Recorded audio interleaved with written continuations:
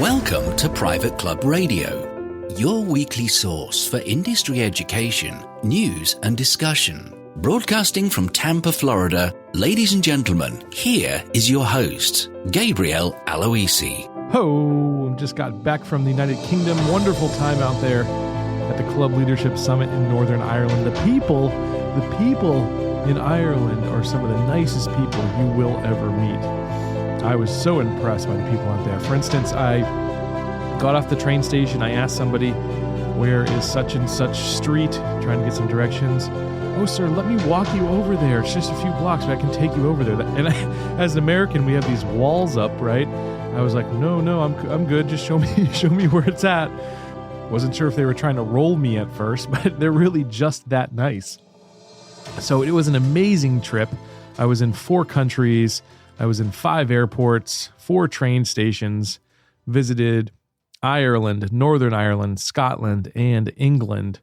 Got to see some awesome folks who have been on this show, some former guests, including Leighton Walker, manager over at Burford Golf Club in the United Kingdom. And cool story about that is I decided to meet Leighton. He asked me to come up to St. Andrews. They were doing a CMAE event in St. Andrews. And I was walking up the 18th hole. I see this guy hit this beautiful shot from about 100 yards out, knocks it to within about 6 feet on the 18th green. And I see him strolling out. I said, that just might be Leighton. And I asked somebody who had just got done playing, I said, are you the CMAE group? They said, yes. And I said, is that Leighton Walker by any chance? They said, yes. So I got to watch him knock in his birdie putt, which is his 3rd birdie in a row. And he won their little tournament that they were having, shot even par. So congrats, Leighton. That was really cool. Really awesome to meet you there. Got to meet Stuart Finley from Wales. I got to meet and experience really London with Eddie Bullock of Eddie Bullock Consulting. And what an awesome time he showed me. He took me to some places that are off the beaten path that you would not find if you did not have a tour guide like Eddie. I'm not going to give them away here on the show because if you ever get a chance and you know Eddie, I'm sure he'll take you to some of these places. They're hidden gems, and it's better that you're surprised because it was so cool. Not only that, we walked past Buckingham Palace, Westminster Abbey. He showed me all the sights at Trafalgar Square, and he gave me some history lessons along the route, and that was just really cool time to spend with Eddie there, who's been a great friend to this show for a long, long time. The Club Leadership Summit itself was fabulous. The event put on by Neil Flanagan and Club Inc. Just amazing. We spent the education sessions at the Titanic exhibit in Northern Ireland in Belfast, and they had some incredible dinners set up along the way, and the networking was just fantastic. If you ever get an invite to go to that Club Leadership Summit, definitely take them up on that offer because it's one of the best conferences I've been to. I got to speak. People really seemed to enjoy it. I wasn't sure if the message would resonate with the UK audience, and it seemed to really have hit the mark. So I'm really happy about that. And hopefully I can get back there again next year because I just love the folks in the UK. It was cold and even snowed on us on the last day. So next time I'd like to get there a little earlier in the year too and play some golf, some of those Scottish links and some of the wonderful clubs they have around the UK. But thanks to everyone who I met there. And just the hospitality they showed me was, again, just second to none. Just loved that time I had. Well, this is going to be a really cool episode. We're going to be talking about real estate trends in private clubs and in the country, talking about how real estate value is really being lifted up around the country at some of our private clubs. And we're going to be joined by Peter Nanula and Russ Curtis, who is the general manager of McGregor Downs Country Club in North Carolina, on this edition of Board Chats. And now it's time for Board Chats, presented by Concert Golf Partners. A behind-the-scenes look inside real boardrooms with special guest Peter Nanula. Welcome to another edition of Board Chats, where we chat with actual board members and staff of equity member-owned clubs who get their real world experiences in the club boardroom, dealing with board strategy and management issues. It's a behind the scenes look into the boardroom, and it's brought to you, as always, by Concert Golf Partners, who bring capital and operating expertise to preserve and enhance private clubs for the long term. On this edition of Board Chats, we're going to be talking about real estate, and there's some pretty exciting things going on in North Carolina. And so I want to welcome to the show Russ Curtis. He is the general manager at McGregor Downs Country Club in Raleigh, North Carolina. Russ, how are you today? I'm great, Gabe. Thanks for having me. Russ, I want you to tell us about the revelations that you've had about home values in golf club communities. Well, I've often heard in my 25 years of being in the private club industry that there is a relationship between private clubs and the community that surrounds them, really a symbiotic relationship. And I've heard this multiple times in educational sessions and through discussions with members as well as staff, but I haven't really seen any evidence to that point. So I wanted to see if I could maybe prove that out a bit. And I certainly am aware that our club has become more stable and improved in its quality in recent years. But I was curious if that has also happened for the community that surrounds McGregor Downs. So what I did is I looked at the home sites that touch the golf course, and I looked at an independent site, Zillow.com, to see what relationship there might have been. And I looked at that since our club was recapitalized in 2014 with Concert. And what was the impetus here is that really this is a lifestyle decision for many of the residents, whether they're going to become a part of the club or not. And we have home sites that are north of $500,000, some north of $1 million. And that's certainly the case with a lot of the Concert properties. In some cases, it's substantially higher than that. And then the other factor is members in that lifestyle decision are going to pay an entrance fee. It could be $10,000. It could be $25,000 or $30,000 or more. Mm-hmm. So there's a lot of discussion about where they are with their homes and where they want to enjoy their leisure time. And that's what I looked at. That's fantastic. Yeah. And so what were some of the results and things that you found when you were going through that research? Well, I studied it initially with McGregor Downs Country Club, and there's over 220 home sites that are touching the golf course. And looking at the timeline between 2014 and 2017, I found that there was an increase in average value with all those home sites of over $120,000. And that was a substantial increase of over 18%. So I shared that information, and then later looked into some of the other Concert properties with Hawthorns in the Indianapolis area and the Golf Club of Amelia Island in Georgia. And this was also reviewed from the time of recapitalization to this year. And in both those cases, it was a substantial improvement in home valuations, 18 to 21%. So that was quite impressive. Yeah, that totally is. Well, let's loop Peter in here. Peter Nanula is the chairman of Concert Golf Partners. Peter, aren't home values, aren't they more valuable in a prestigious private golf community? Yeah. Hey, Gabe. Thanks for having me. Yeah, I think since way back when, before the three of us were ever in the club industry, it's always been true that, Toll Brothers and Pulte and home builders and developers will put a top-notch golf course as the anchor amenity in building a master plan community, right?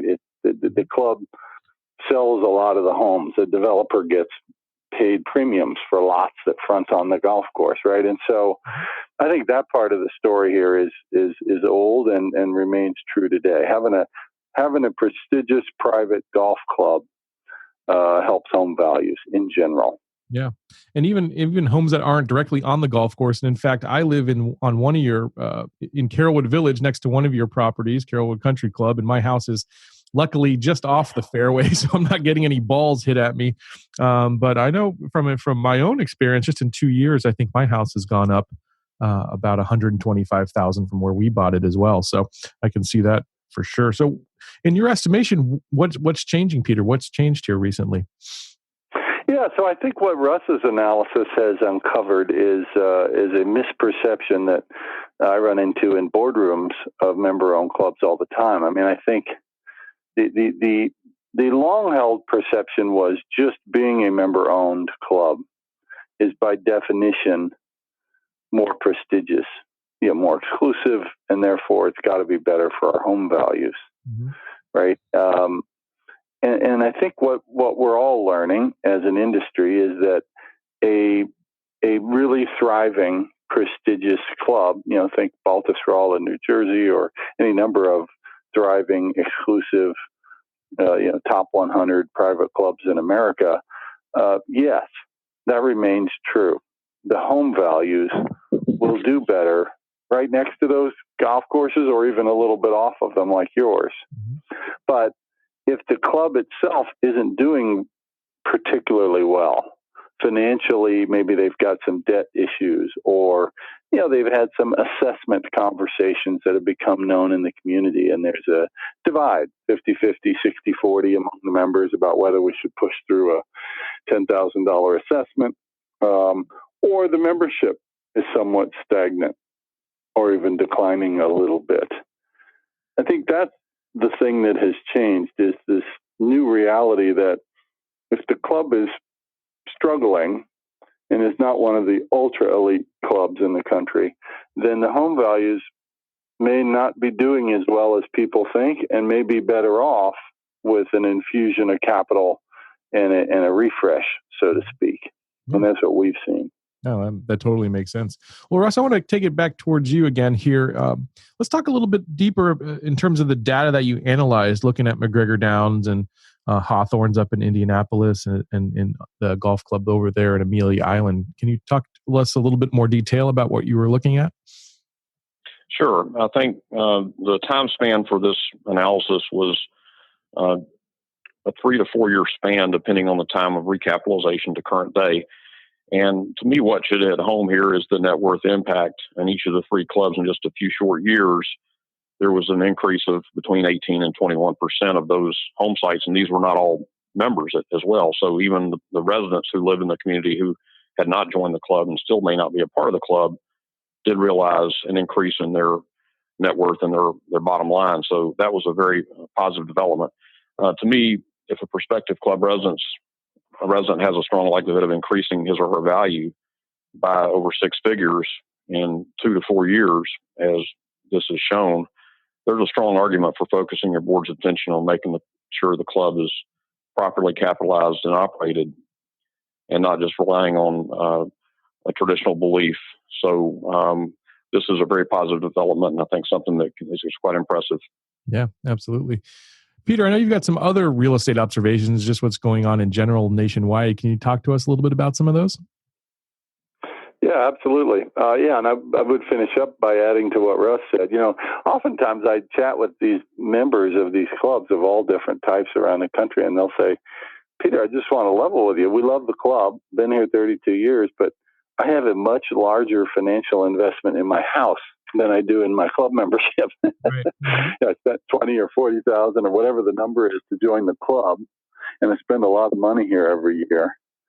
But I have a multi-million-dollar home, right, and we really care about home value. So one of the first 5 questions I always get is, talk to me about property values at our club. What's going to happen if we do what we're doing, or if we partner up with a group like yours, et cetera. Anyway, so that's a common topic, and I'm really appreciative of the work Russ has done to get at the actual data around home values. One of the other things that comes up a lot, Gabe, in the boardrooms is the real estate value of the land underneath these country clubs can be a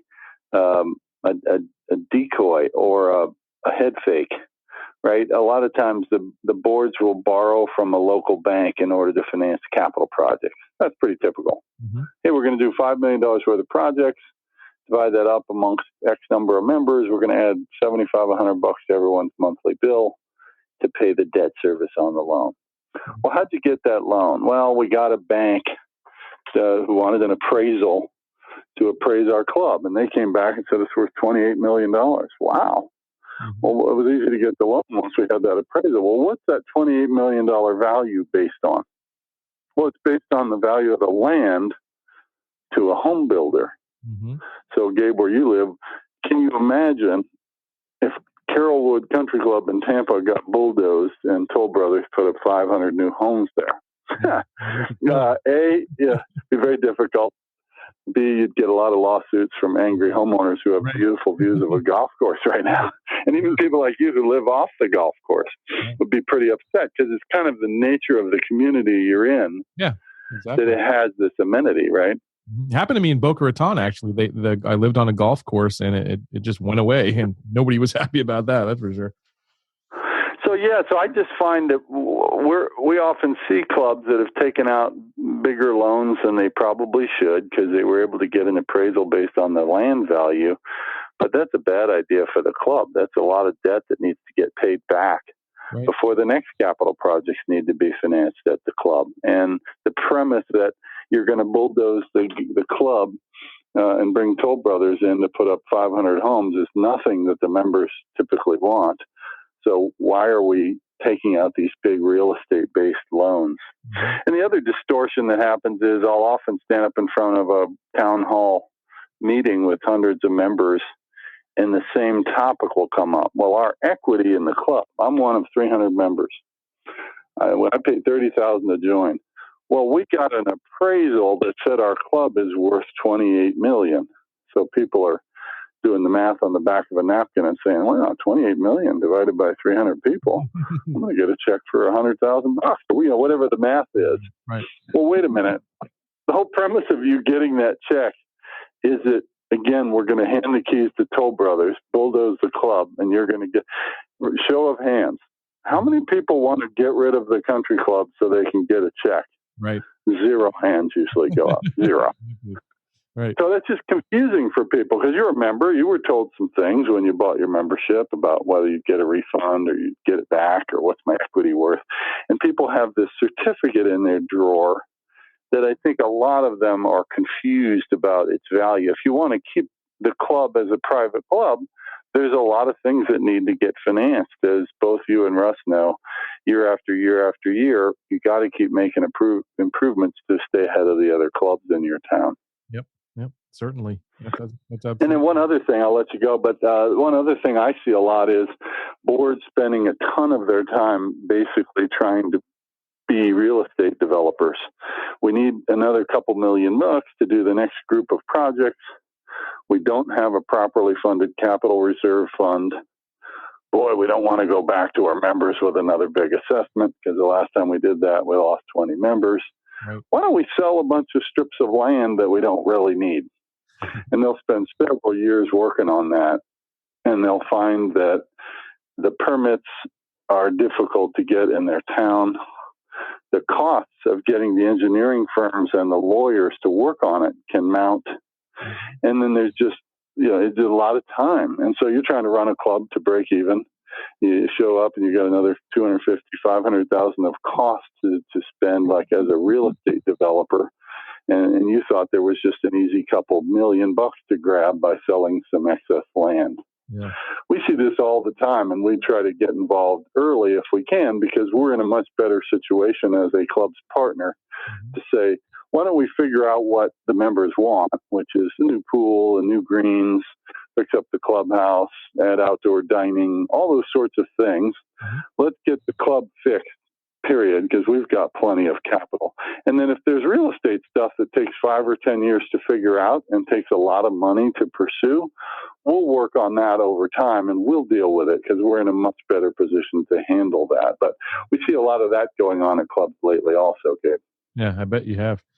That's awesome, Peter. And Russ, before we do end this, I just want to just kind of get your opinion here in terms of, now that you have this data that you can kind of go to the members with, what's the best way for a manager to go about maybe conducting this own research at his club and maybe disseminating that to the club members so that they can see the value they're getting out of their club? Well, I think using an independent source is important and trying to get a fair analysis of that. But I've shared this information with the members at large in a communication. I think it's been well received, and I've done it verbally as well. And I think there's another factor that goes along with this, and that is confidence. There's increased confidence, I think, with the membership in the club, and I think that is also translated to the community, and now it's going both ways. That's what we have seen is an increase in member referrals, and if members want to be a part of the club and the community, that works well for both parties. Yeah, that's awesome. I love that it's lifting up the entire community around it. That's exactly what our club should do. So, gentlemen, thank you so much for joining me. It was just a wonderful chat, and hope to do it again here sometime soon. Yeah, thanks for having us, Gabe. Join us next month for another edition of Board Chats, presented by Concert Golf Partners. Well, that's going to do it for Private Club Radio this morning. Thanks for listening, and I hope to see you back here next week on another edition. Until then, here's to your membership success. Private Club Radio is brought to you by the Private Club Agency, the premier marketing and consulting firm dedicated to helping clubs increase and retain their membership. Visit privateclubagency.com to learn more.